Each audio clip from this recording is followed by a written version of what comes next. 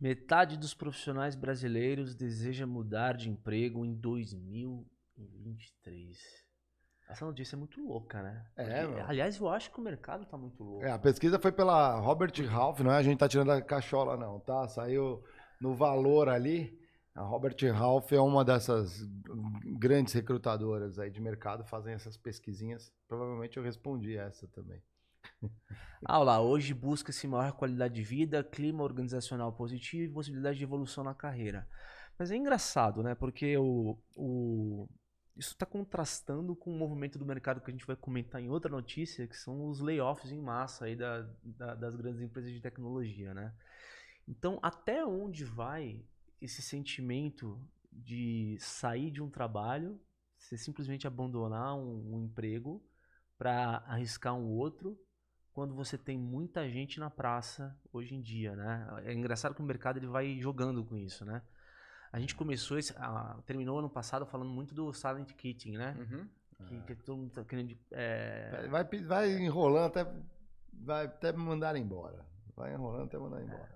E outra coisa, né? 49% dos trabalhadores brasileiros é muita gente, né, meu? Não sei qual que é a amostragem dessa galera Então, a do pesquisa tem que. valor. Adorei, Diego, obrigado. É aquela hora que a gente fala assim, não sei quantas pessoas na pesquisa e tudo mais, mas pesquisa da Robert Half é séria. Vamos pensar, se metade quer, tem os quais são fazer o Ishikawa, o famoso espinha de peixe. Por que será que quer sair? Quer sair porque sabe que poderia estar ganhando mais, sabe que ou às vezes o clima de trabalho não está legal, o ambiente, a pressão, o que está sendo cobrado, faz sentido, o propósito de vida. Tem muita coisa, né, o pacote total, né, a remuneração, tem muita coisa em jogo. Agora, o que eu posso dizer é, se você está disposto a trocar de empresa, dê a cara. Vai pro LinkedIn, saia, dê a cara. Sim. Né? Na escola do trabalho a gente está cobrindo isso aí. Tem uma trilha para transição de carreira e para promoção. Às vezes você pode ser promovido e ir para outra empresa também. Aham. Só que isso mostra um pouco do reflexo do que tá passando. Nem todo mundo tem uma grande empregabilidade. Às vezes você tem uma área que às vezes é muito fechadinha, muito dependente do teu mercado, de uma indústria, e quando você vai para outra indústria, ela não funciona exatamente do mesmo jeito, outro segmento. Aí, amiguinhos, tem que olhar caso a caso. Eu usaria a famosa regra do Tarzan. Só largue um cipó depois que agarrar o outro. Assim, ó. Não sai pulando, que é pouco. Pode ser doloroso. Então tem as suas reservas aí. Essa é pra boa, fazer hein, isso, cara? Eu ó. guardei pra mim aqui, Regra cara. do Tarzan. Só larga um cipó quando pegar outro. Muito boa, cara. Essa aqui pra mim já Incorporou. valeu já o Critique News. Incorporou. O que você acha, Celção? Vamos lá. Acho que dá pra te falar de alguns pontos aqui, né? Acho que teve muita gente que acabou mudando de emprego durante a pandemia, né? Ou porque queria home office, ou porque queria outros tipos de benefício, né? Eu vou trazer Estava procurando aqui, eu escrevi um post no passado, faz uns 5 meses já, que teve o professor de desenvolvimento de liderança da George Washington University. Ele virou e falou assim: eles ficaram sóbrios. Ele estava se referindo aos empregados que trocaram de emprego durante a pandemia.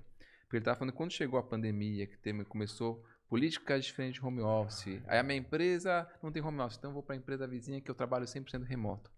E aí ele falou que aconteceu esse fenômeno de as pessoas ficarem sóbrias, e verem assim, que a grama do vizinho, e aí é uma frase de um outro professor, que é o Anthony Boyd, da Maryville University, nos Estados Unidos, que ele fala assim, as pessoas descobriram que a grama não é mais verde em outro lugar.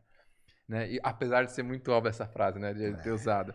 E aí nos Estados Unidos essa pesquisa teve algo parecido, que falava que 26% das pessoas se arrependeram de terem largado o emprego durante esse período, e aí estavam procurando outro emprego, e sobe para 42% o número de pessoas que não atingiram as expectativas de um trabalho novo. E é engraçado porque acho que no Brasil acontece o fenômeno um pouco depois que acontece nos Estados Unidos, né? Exato, né? Então eu imagino que seja uma experiência parecida, no qual, quando ele fala as pessoas ficaram sobras, as pessoas achavam que ia ser tudo melhor por causa de uma nova política ou por causa de um novo emprego. E falam, na verdade eu quero mudar de novo de emprego. Acho que não é tão verde assim essa grama desse meu novo jardim ou dessa minha nova casa. Aham. E é muito legal, cara, perceber esse tipo de movimento, porque ao mesmo tempo que dá pra perceber que é um imaginário coletivo, a gente vê que algumas coisas as pessoas elas fazem tipo um movimento, só que na verdade na frente não se confirma, né? Por exemplo, eu lembro que quando estourou a pandemia, cara, tava todo mundo, as lideranças das empresas, porque pegou todo mundo de surpresa, né? O líder que teve que aprender a liderar na pandemia.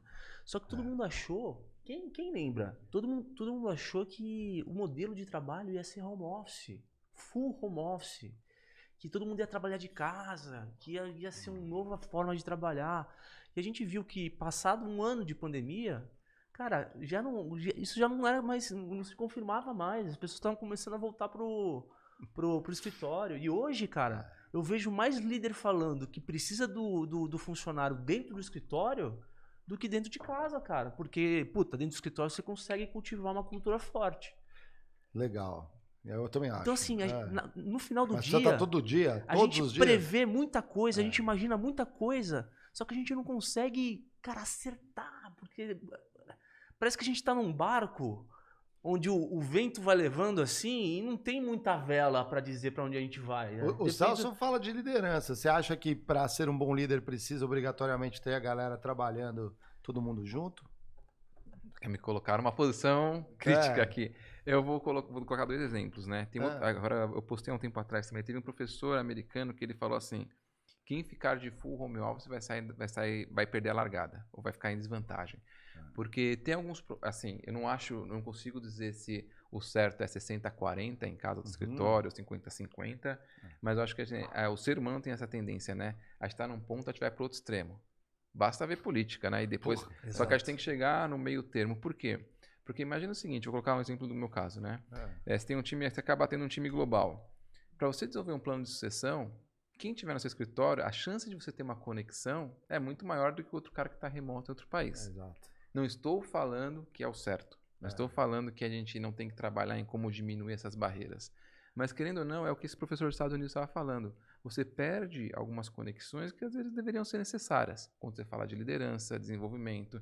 Tem coisas que quando você está trabalhando lá na área de procurement, você fala, cara, é muito mais fácil explicar para quem está do lado do que você falar, peraí, agora eu vou olhar a agenda e marcar um numa call. reunião, uma negociação. Eu acho que tem exercícios, por exemplo, apesar que hoje existem soluções de whiteboard para você usar online, cara, tem hora que você tem que pegar a parede, imprimir todos os slides que um colaborador seu fez, botar lá e falar, vamos discutir essa ordem, vamos discutir, e você precisa ver tudo ao mesmo tempo.